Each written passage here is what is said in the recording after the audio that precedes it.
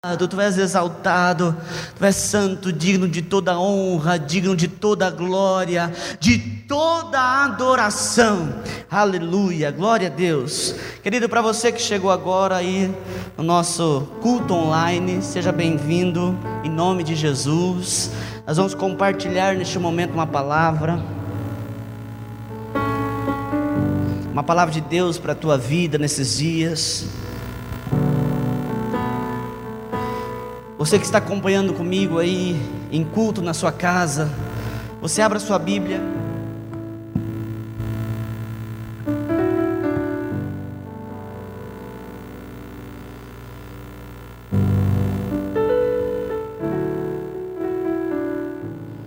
Segundo livro de Reis, capítulo 6.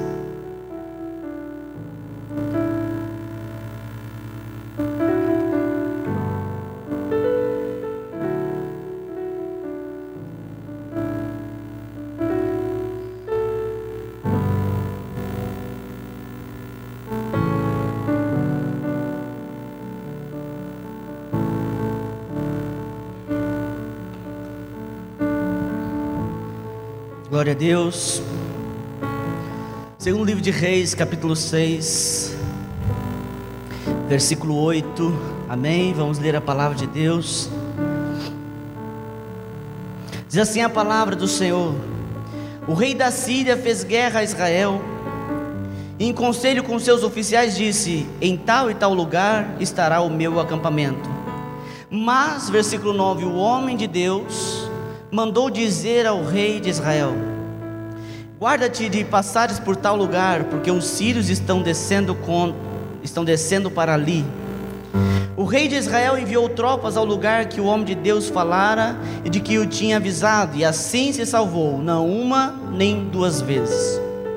Então, tendo se turbado com este incidente o coração do rei da Síria, chamou ele os seus servos e lhe disse: não me fareis saber quem dos nossos é pelo rei de Israel? Respondeu um dos seus servos: ninguém, ó rei, meu senhor, mas o profeta Eliseu, que está em Israel. Faz saber ao rei de Israel as palavras que falas na tua câmara de dormir. Ele disse: ide e vede onde ele está, para que eu mande prendê-lo. Foi-lhe dito: eis que está em Dotã. Então enviou para lá cavalos, carros e fortes tropas. Chegaram de noite e cercaram a cidade. Versículo 15: tendo-se levantado muito cedo o moço do homem de Deus e saído, eis que tropas, cavalos e carros haviam cercado a cidade. Então o seu moço lhe disse: ai, meu senhor, que faremos? Ele respondeu: não temas, porque mais são os que estão conosco do que os que estão com eles. Orou Eliseu e disse: Senhor, peço-te que lhe abra os olhos para que veja. O Senhor abriu os olhos do moço e ele viu que o monte estava cheio de cavalos e carros de fogo em redor de Eliseu. Amém? Até aqui. Você pode orar comigo nesta hora? Vamos falar com Deus. Peça aí onde você está, peça para Ele ministrar ao teu coração, peça para Deus falar com você. O Senhor, Ele tem poder para falar de forma personalizada. Ele tem poder para falar aí onde você está, na sua casa, reunido com a sua família. Deus pode falar com você, e eu peço que o Senhor fale com você segundo a sua necessidade. Senhor Deus, em nome de Jesus, nós estamos aqui, Senhor, para compartilhar da Tua palavra.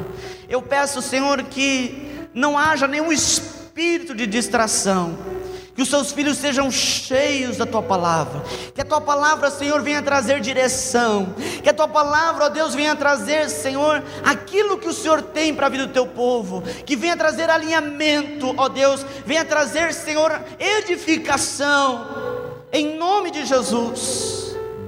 A Tua palavra diz, Senhor, que a fé vem pela pregação da palavra. Senhor, em nome de Jesus, que os Teus filhos, Senhor, nessa noite sejam cheios de fé, sejam cheios de graça, de poder do Senhor, em nome de Jesus. Nós oramos, Senhor, e assim cremos. Amém? Glória a Deus. Aleluia.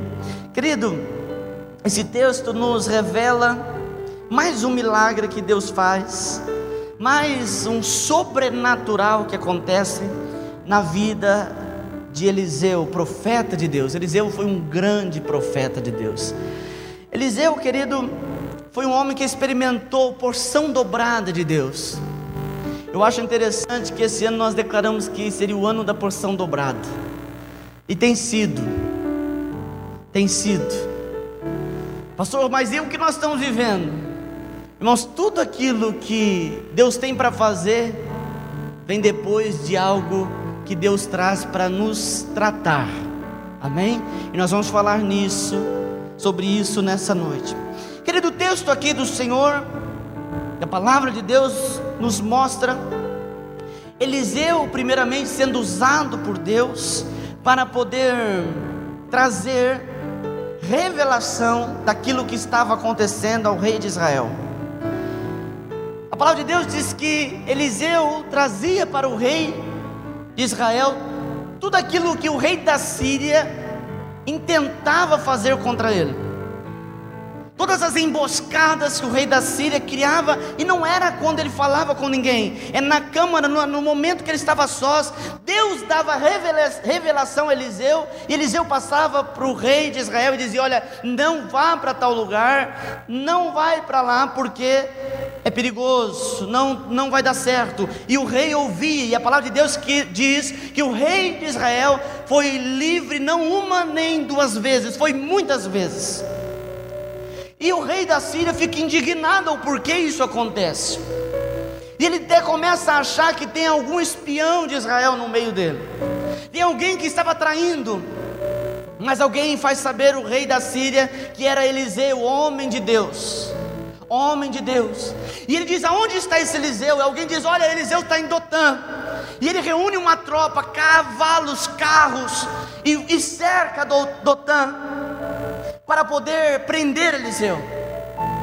E a palavra de Deus diz que o moço do profeta Geazi sai para fazer alguma coisa. Ele sai muito cedo, quem sabe de madrugada, e quando ele pisa, ele abre a porta e pisa para fora.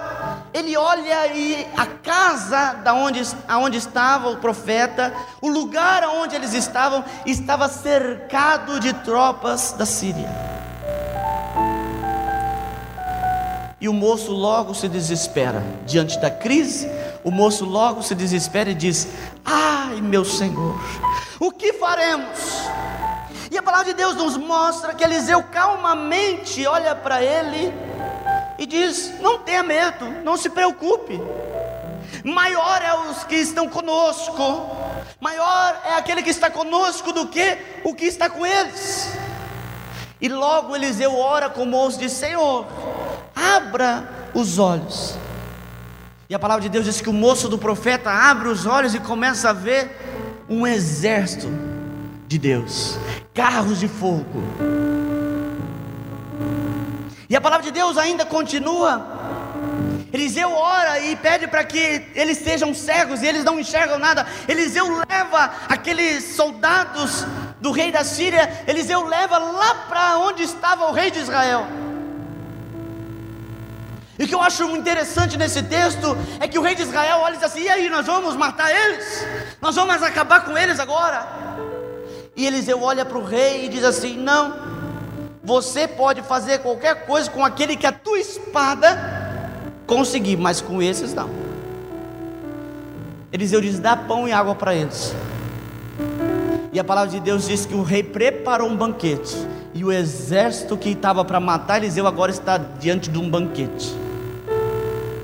Eles comem, Eliseu ora, eles voltam a enxergar, e eles são despedidos para voltar para o seu rei. E a palavra de Deus diz que nunca mais. A palavra de Deus diz lá no versículo 23: ofereceu-lhe o rei grande banquete, comeram e beberam, despediu-os e foram para o seu senhor, e da parte da Síria não houve mais investidas na terra de Israel. Esse texto, como eu disse, ele faz menção ao milagre de Deus, o sobrenatural de Deus. Mas o que isso tem a ver comigo e com você nesses dias? Nós também, queridos, estamos a nos rodear uma crise, uma dificuldade, um problema, algo que foge do nosso controle. Apesar do homem ser criado por Deus para viver na dependência de Deus, o homem ele gosta de controlar as coisas. E quando as coisas saem fora do nosso controle, nós ficamos espantados e entramos em crise. Mas eu gostaria de começar dizendo para você que nós precisamos desmistificar. Eu fico muito preocupado quando as pessoas ficam procurando o porquê das crises. E algumas pessoas começam a dizer: olha, a crise é porque nós fizemos alguma coisa errada. É a primeira coisa que alguém pensa, que a crise só vem porque houve um erro. E esse texto nos revela que não houve erro. Se você olhar um pouquinho lá atrás, você vai ver que o que antecede esse momento é quando Eliseu está passando por uma dificuldade. Ele precisa ampliar a escola de profetas que ele tinha. Eles levam os seus moços para poder cortar madeira. Não tinha muita ferramenta nesse período, nessa época. Eles então pegam um machado emprestado, e o machado então cai dentro da água. Há uma ferramenta que custava muito caro. E de repente o machado cai e se perde, e a pessoa fica desesperada. Era emprestado, e agora? E Eliseu, pelo milagre, pela unção de Deus, pelo sobrenatural de Deus, faz o machado flutuar dentro de água. Então o que antecede esse momento crítico na vida de Eliseu foi um milagre, não foi um problema. Às vezes nós ficamos, querido, procurando coisas, e eu gostaria de dizer para você que nós precisamos parar com isso. Parar de procurar causador de crise, parar de procurar o porquê de alguma coisa. Nós precisamos querer entender o que Deus quer conosco nesse tempo de crise. Agora eu estou falando do nosso momento atual. O que Deus quer de mim? Logo nós olhamos para o passado, mas eu não quero que você olhe para o passado, eu quero que você olhe para o futuro. O que Deus quer de mim, o que Deus quer de você, com isso que está acontecendo agora. As crises, querido, muitas vezes nós acreditamos que as crises vêm para nos destruir, mas eu gostaria de dizer que muitas vezes, ou quase sempre, Deus usa a crise para te colocar no propósito dele, para te colocar onde Ele deseja. O ser humano ele é tão teimoso, nós somos tão teimosos que nós, enquanto não parar, a gente não olha para onde deve olhar. Se você olhar na Bíblia, você vai ver que muitas vezes Deus usa a crise para alinhar o propósito. A palavra de Deus fala de Abraão. Abraão era o pai da fé, aquele que Deus escolheu para iniciar um povo de Israel, o povo hebreu. A palavra de Deus diz para Abraão, em Gênesis capítulo 12: Abraão, sai da tua terra, da tua parentela, e vai para a terra que eu te mostrarei. O Senhor diz: sai da tua terra, da tua parentela. O propósito que Deus tinha era somente para Abraão, mas Abraão, ele leva junto consigo, se você olhar o texto, o sobrinho. Deus disse: olha, deixa, mas ele leva. Por um elo emocional, por um elo afetivo, ele leva o sobrinho. E a palavra de Deus diz que os dois começam a enriquecer. De repente começa a haver atrito entre Abraão e o seu sobrinho Ló.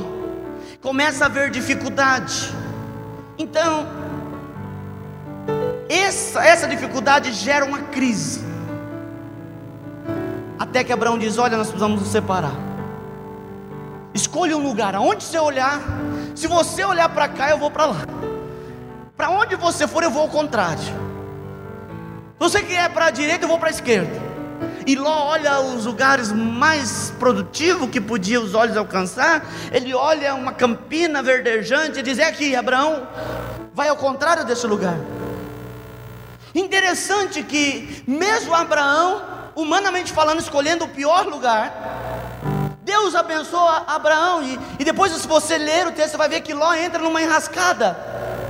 Então nós podemos olhar e ver aqui, irmão, que a crise que foi instaurada entre Abraão e Ló serviu para alinhar o propósito de Deus na vida de Abraão. Às vezes Abraão começaria a crescer, se expandir e ficar ali, mas isso não era o propósito de Deus.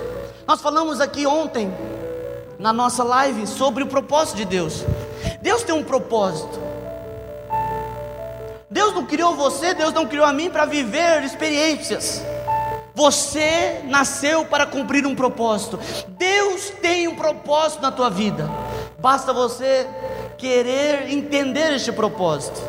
Logo quando a gente fala de propósito de Deus, a gente lembra que parece que Deus está nos roubando o livre-arbítrio. Parece que Deus está tirando de nós as nossas escolhas. Mas, querido, o propósito de Deus é bom. A palavra de Deus diz que a vontade de Deus é boa, é perfeita e agradável. Quando nós entramos no propósito de Deus, querido, nós vivemos a plenitude. Você que está vivendo longe dos propósitos de Deus, eu gostaria de dizer para você que você não sabe o que é viver uma vida plena. Quando você entra naquilo que Deus tem para você. E eu não estou me referindo a você virar pastor, virar um pregador da palavra. Eu estou dizendo que Deus tem um propósito na tua vida, naquilo que você está fazendo. Deus quer te usar naquele lugar. Deus quer te usar naquilo que você está realizando. Não é você tirar as suas vontades e viver só para Deus, no sentido de que Deus não vai pegar as suas decisões, Deus não vai estar com você nos seus desejos. Pelo contrário, a palavra do Senhor diz: agrada-te do Senhor e Ele satisfará os desejos do teu coração. Então Deus satisfaz os desejos da gente. Mas nós precisamos entender que quando eu estou alinhado ao propósito de Deus, eu vivo uma vida plena. E muitas vezes, irmão, nós começamos a caminhar por caminhos que nos levam fora deste propósito. E Deus então precisa criar algumas coisas para despertar. Assim aconteceu também na vida de José. José era um moço que tinha visão do que Deus tinha para a vida dele. E se você olhar para a vida de José, você vai ver que houve um processo. Tudo que Deus faz tem um processo. Tudo que Deus faz é processual. Então, falando de José, quando o Senhor Ele pega para usar José para o propósito dele, Ele trata. Deus usa crise, Deus instaura uma crise dentro da família de José. Os irmãos de José começam a ter inveja dele. Colocam ele dentro de um poço seco. Ele é vendido como escravo. Ele vai trabalhar na casa de Potifar e é injustiçado lá na casa de Potifar. E qualquer um de nós olharíamos e poderíamos dizer: olha, a crise está querendo matar José, o problema vai destruir José. Não, irmãos, quando nós olhamos para o propósito que Deus tinha na vida de José, nós começamos a entender o motivo de cada coisa. Eu não estou dizendo aqui nessa noite que a crise deve ser aceita como algo acabado. Ai, muito obrigado, eu tenho que sofrer. Não é isso, mas é aquilo que nós falamos ontem. Nós precisamos tirar, querido, precisamos tirar proveito daquilo que está acontecendo. Então eu quero que você entenda que a crise serve para te abençoar. Em nome de Jesus, nós temos que entender e tomar conta do nosso coração, guardar o nosso coração, para que não haja dentro da crise o desespero. O texto da palavra de Deus diz que Geazi, quando ele pisa para fora de casa, ele diz: ai meu Deus. Por quê que Geazi diz ai meu Deus?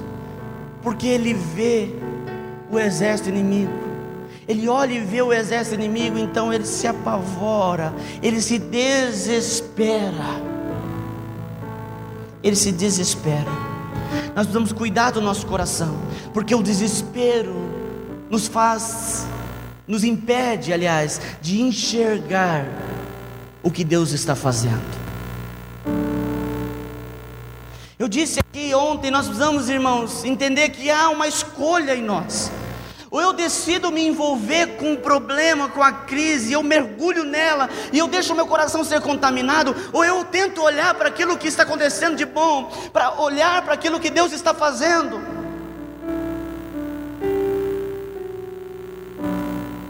Geazi se desespera, e quando Eliseu aparece na cena, ele diz: olha, não tenha medo,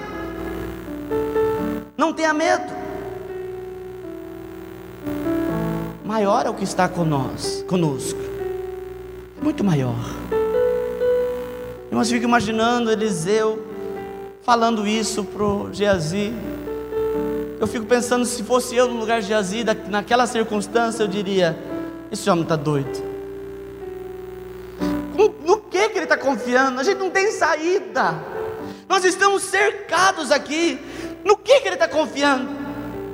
Mas Eliseu ora, e os olhos do moço, do profeta, são abertos. Às vezes a gente acha que não existe possibilidade. Às vezes a gente acha que não existe saída. Mas não é que não existe, elas estão lá. Nós que não estamos enxergando.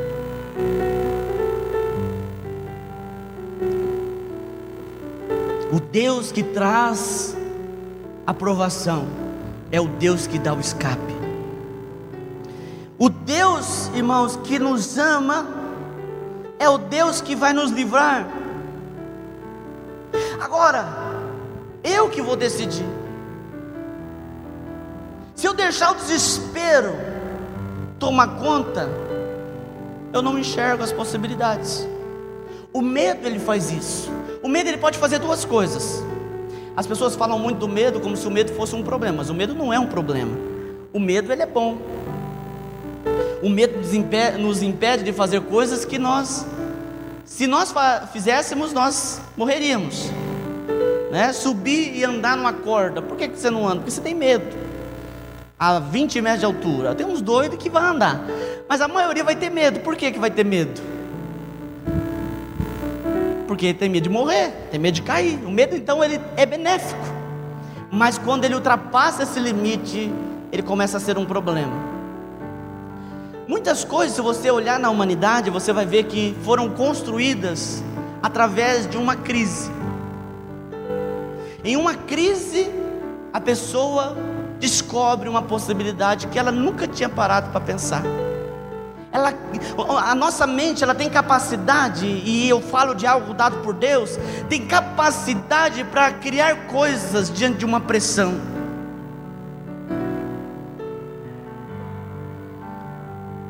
Mas nós precisamos enxergar isso.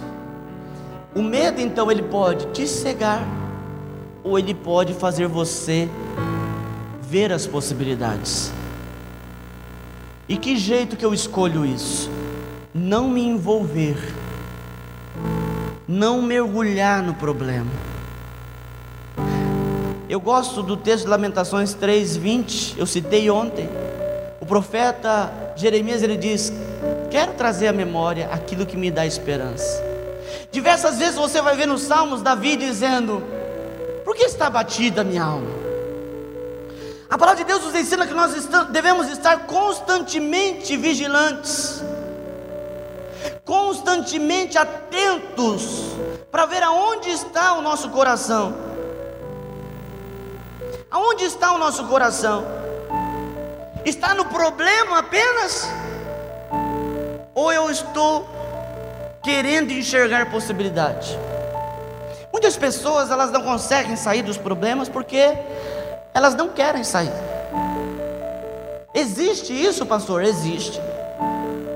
A pessoa, ela se envolve tanto, ela está tão entrelaçada com o problema, ela está tão entrelaçada com aquela coisa, que ela se conforma com aquilo.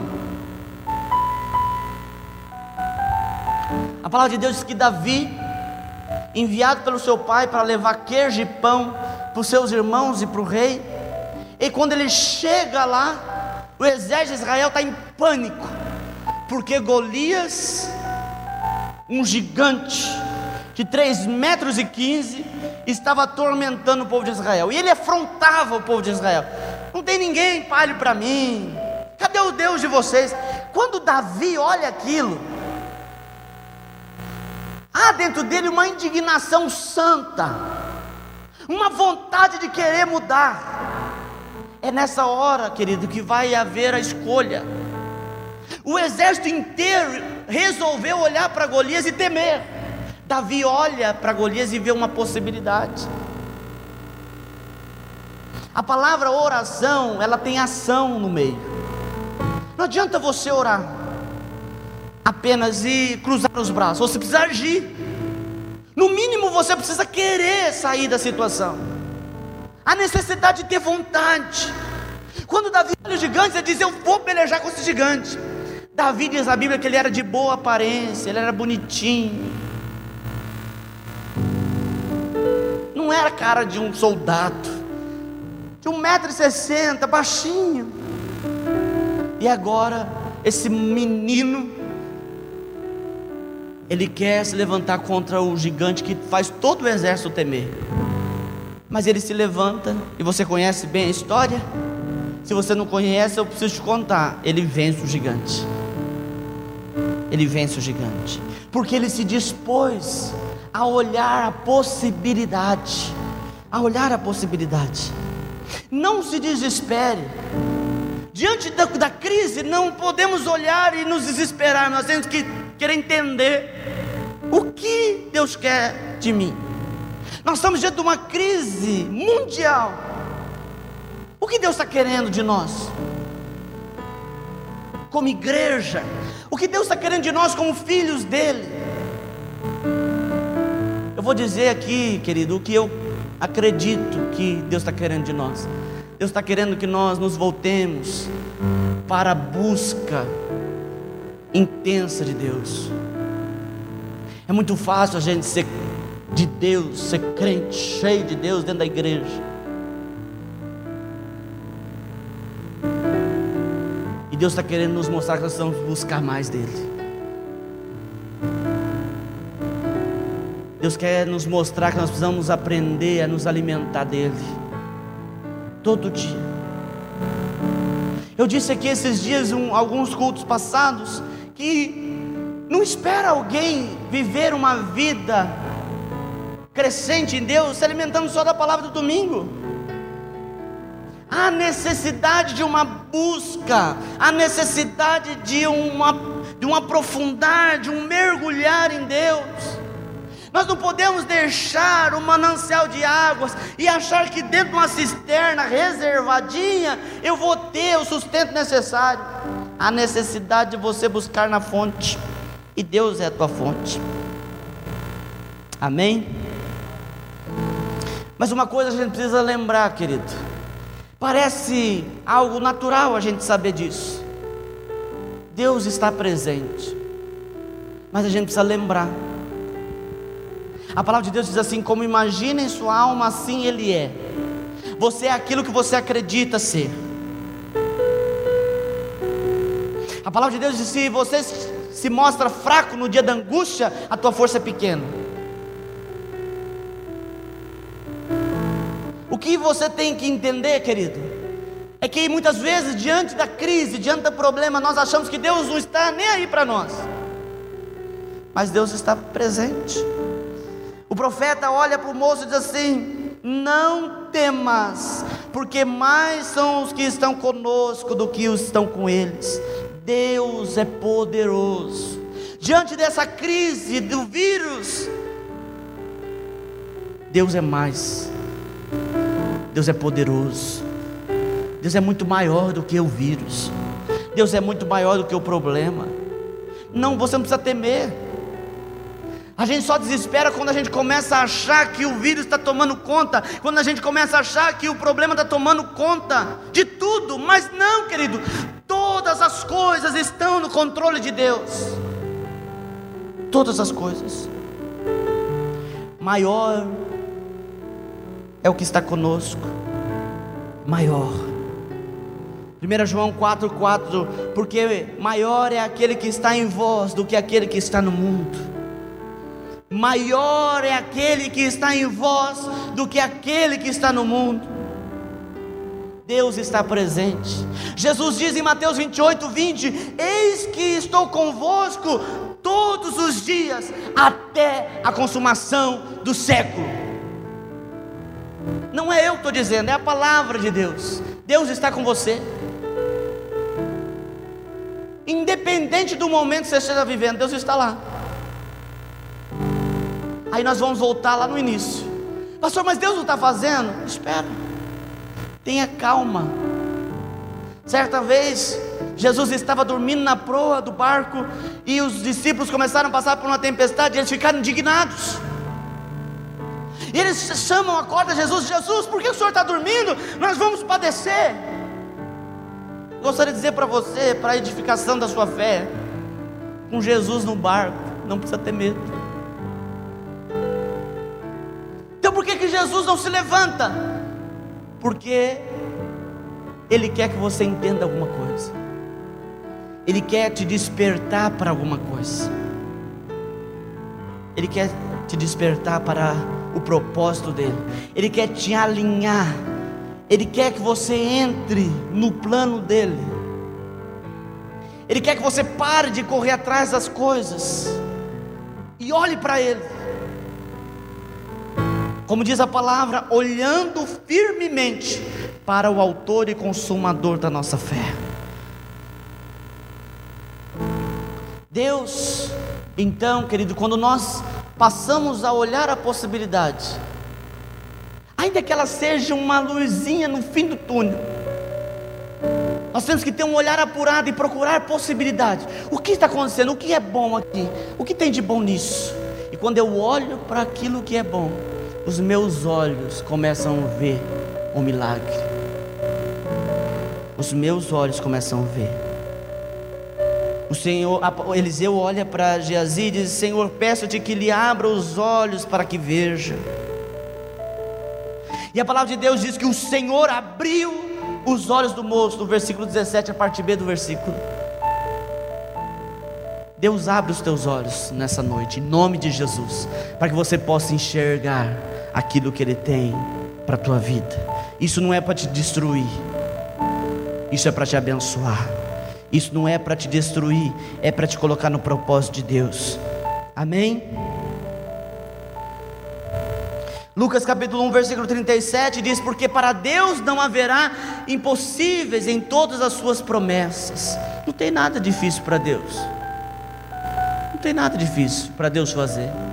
Ah, pastor, isso aqui que a gente está vivendo é muito. Não, não é nada. Deus criou o céu e a terra. Não existe nada difícil para Deus.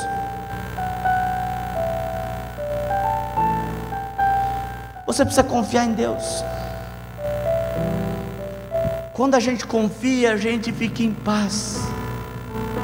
O Salmo 20, versículo 7 diz que alguns confiam em carros, outros confiam em cavalos, mas nós fazemos menção do Senhor. Nós confiamos no Senhor.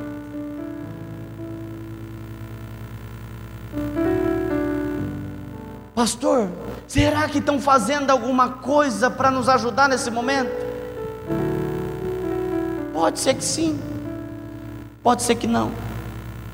Será que vão achar cura? Será que vai ter? Eu tenho orado por isso. Eu creio que você tem orado também. Mas irmãos, confie em Deus.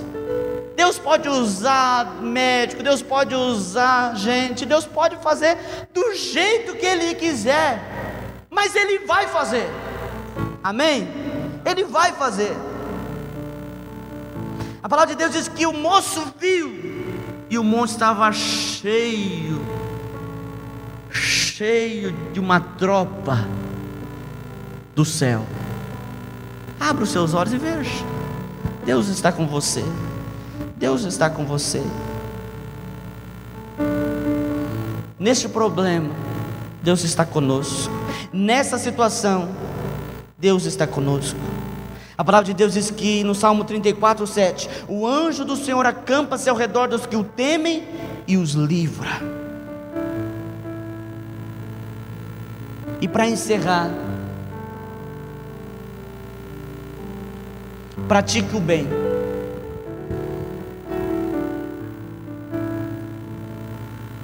O que isso tem a ver? Tudo aquilo, irmãos, que nós queremos de Deus, precisa ter uma resposta nossa. Quando Moisés, movido pelo povo, olha para Deus e Deus, e aí? O mar está aqui. De um lado, querido, tinha uma montanha, aliás, muralha, do outro outra muralha, e atrás os egípcios correndo atrás deles. Quando Moisés olha e diz: Deus, e agora? Deus diz assim: diga ao povo que marche. Deus abre os nossos olhos, e nós vencemos fazendo o bem. Tem isso no texto? Tem. Eliseu pega e diz assim: olha, Senhor, segue eles. E eles ficam cegos. O soldado inimigo fica cego. Ele leva lá para dentro, na sede real, onde está o exército de Israel. E às vezes eu e você poderia dizer: imagina se você tem um exército inimigo, você está na guerra, tem um exército inimigo que está querendo te matar, você tem possibilidade de apanhar esse exército e colocar no meio do exército, no teu exército, por exemplo. Vamos destruir, vamos acabar, vamos. Eliseu não faz isso. Eliseu faz um banquete. A Bíblia diz que nós não podemos responder o mal com o mal. Diante de uma dificuldade, nós precisamos ser bons. Ser bons. Praticar o bem. Fazer alguma coisa boa. Sabe, nós estamos vivendo um tempo onde as pessoas são muito egoístas.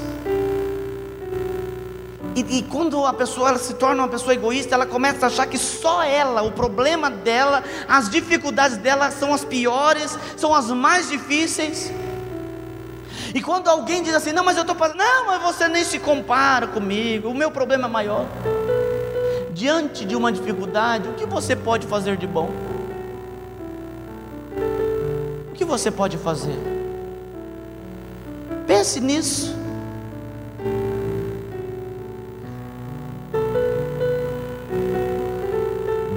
Pratique o bem.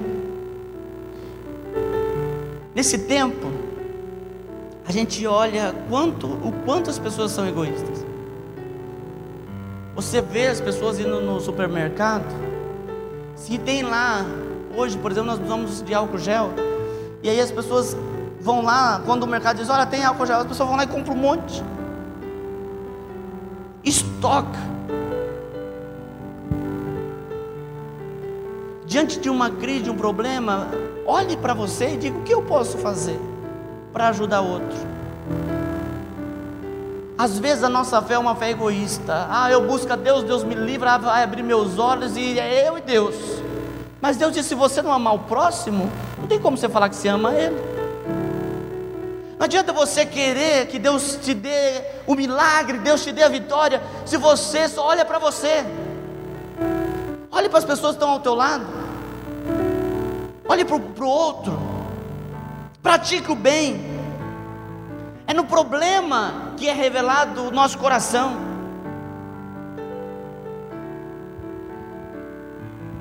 Deus, querido, Ele nos livra, Ele nos guarda.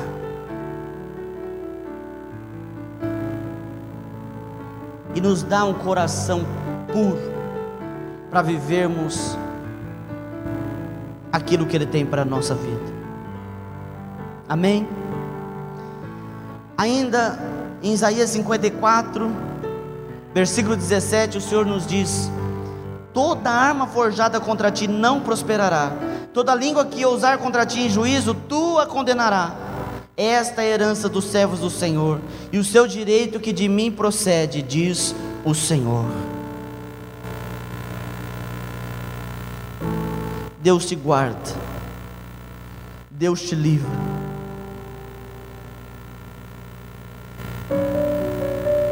Se Deus está te dando possibilidade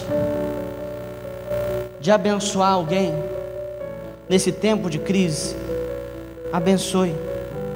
Alguém disse assim que Deus não nos dá mais para nós erguermos uma cerca, um muro maior. Deus nos dá mais para nós aumentarmos a mesa. Nesse tempo de crise, Deus te livra, mas faça você o bem, em nome de Jesus. Eu quero orar por você agora, que essa palavra seja algo impactante para você. Que Deus continue ministrando ela no teu coração. Que essa palavra venha reverberar no teu coração. Venha reverberar no teu coração e despertar a tua vida para algo de Deus. Senhor, em nome de Jesus, nós te amamos, ó Deus. Nós estamos aqui nesta noite, Senhor, reunidos, Senhor, não de corpo, mas de espírito. Estamos aqui reunidos, Senhor, para dizer que o Senhor é bom, que o Senhor é santo, digno de todo louvor. Mas agora nós pedimos, Senhor, abre os olhos dos teus filhos, abra, Senhor, os olhos do teu povo, para que eles possam enxergar as possibilidades, Senhor. Quando nós olhamos para a tua palavra, Senhor, nós vemos, Senhor, quando muitos homens prosperam diante da crise, e nós passamos a entender que a crise é possibilidade, Senhor, para prosperar. Isaac semeou, Senhor, no deserto, e colheu a 30, 60 e a 100 por um. Jacó, Senhor, diante da possibilidade do engano, o Senhor fez de Jacó um homem próspero. Abra, Senhor, os nossos olhos. Abra os nossos olhos. E eu peço agora também, Senhor, tira todo o medo do coração do teu povo. O medo, Senhor, que cega, o medo que faz ver as possibilidades. Senhor, acrescenta fé no coração do teu povo. Acrescente fé, Senhor, nos corações dos brasileiros. Abençoe, Senhor, a nossa nação. Abençoe, Senhor, a nossa terra, Deus. Abençoe o teu povo, Senhor. Alcance, Deus, com a tua misericórdia e graça aqueles que são mais vulneráveis. Alcance-os, ó Deus. Nós estamos aqui, Senhor, diante do Senhor, crendo, Senhor, no milagre, crendo na vitória, em nome de Jesus. Em nome de Jesus, amém? Queridos, essa semana ainda nós vamos estar gravando algumas lives, tipo aquelas que nós gravamos, um pouquinho mais curta, e que, independente do que possa acontecer daqui para frente, nós vamos estar gravando o culto. Inclusive esse culto que está sendo ao vivo agora, está sendo também simultaneamente gravado.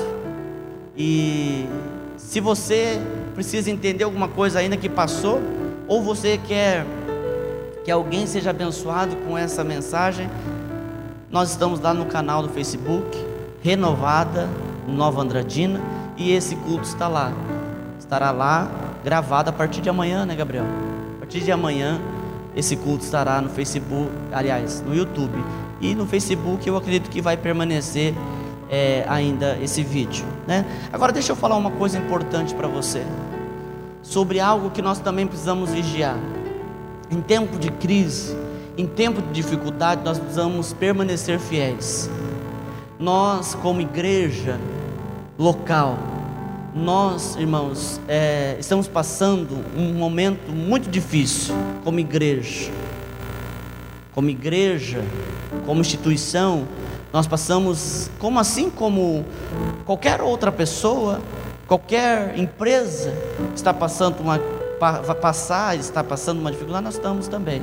Eu peço que você que é dizimista dessa casa, você que é ofertante deste ministério, seja fiel, não retenha os seus dízimos, as suas ofertas, seja fiel, amém? Entre em contato conosco, entre em contato com o tesoureiro da igreja e oferte. E você que não é da igreja e quer nos abençoar com uma oferta, também a Bíblia diz que você não pode fazer nada por constrangimento nem por necessidade. Eu não quero que através dessa mensagem você seja constrangido a ofertar, que você seja constrangido a abençoar esse ministério. Mas se Deus ministrar no teu coração, entre em contato conosco, amém? Nós somos uma igreja local, pequena, temos alguns desafios. Nós estamos aqui diante de um templo próprio, né? Nós construímos faz 2, 3 anos nós estamos aqui no templo. Não é um templo grande, né? Para quem está vendo a filmagem aí, eu acredito que já dá para ter uma noção. Não é tão grande esse lugar, mas é um lugar aconchegante que Deus nos deu. Nós pagamos ainda um terreno que nós estamos aqui. O prédio nós construímos, mas o terreno nós pagamos um financiamento. Então nós temos algumas coisas nós vamos cumprir. Eu creio que Deus vai dar a vitória. A palavra de Deus diz que o Senhor nos abençoa. É isso que nós pregamos aqui, eu creio nisso. Mas se você quer ser instrumento de Deus para abençoar o reino, se você quer ser instrumento de Deus para abençoar a obra, entre em contato conosco, amém? Nos abençoe, em nome de Jesus. Eu tenho certeza que Deus abrirá as portas na tua vida, amém? Todo investimento, toda semeadura que nós fazemos no reino, irmãos, há uma colheita, e eu profetizo isso na tua vida. E você que quer entender um pouquinho mais do milagre financeiro que Deus pode fazer, faça a prova com Deus, seja dizimista e faça a prova. Às vezes as pessoas gostam de falar na igreja, mas as pessoas pedem. Não, irmãos, faça a prova com Deus. Eu desafio você, seja dizimista, seja fiel com Deus. A palavra de Deus diz em Malaquias 3:10 que Deus abrirá as janelas dos céus. Não sou eu que estou dizendo, é a Bíblia, amém? Que Deus te abençoe, amém? Que você que está abençoando a nós nesse momento, você que está sentindo esse desejo, que você seja abençoado. Eu quero orar por você nesse momento. Senhor, em nome de Jesus, cada homem, cada mulher, Senhor, criança, adolescente, jovem, que está sentindo um desejo, Senhor, de ofertar, que está sentindo um desejo nesta hora de, Senhor, abençoar esse ministério, eu, Senhor, declaro uma porção dobrada do Senhor, uma unção de prosperidade, Senhor. Os seus filhos, Senhor, recebam, Senhor, um milagre financeiro. Em nome de Jesus, Senhor, que os teus filhos vejam, Senhor, as portas sendo abertas, em nome de Jesus. Amém, querido? Que Deus te abençoe poderosamente. Obrigado você que junto com a gente se reuniu aqui para poder louvar o Senhor, para bendizer o nome do Senhor, compartilhar desta palavra, amém? Você que está nos ouvindo pela primeira vez, né? Nós somos uma igreja que busca fazer a vontade de Deus, né? Amamos servir ao Senhor, e eu como pastor amo servir a igreja do Senhor Jesus, amém? Você que quer continuar participando, siga-nos nas redes sociais, no Facebook, no Instagram, no YouTube, amém? E que a bênção de Deus esteja com você, e que essa semana você tenha uma semana de vitória, de bênçãos, de portas abertas, em nome de Jesus, amém? Que Deus te abençoe poderosamente.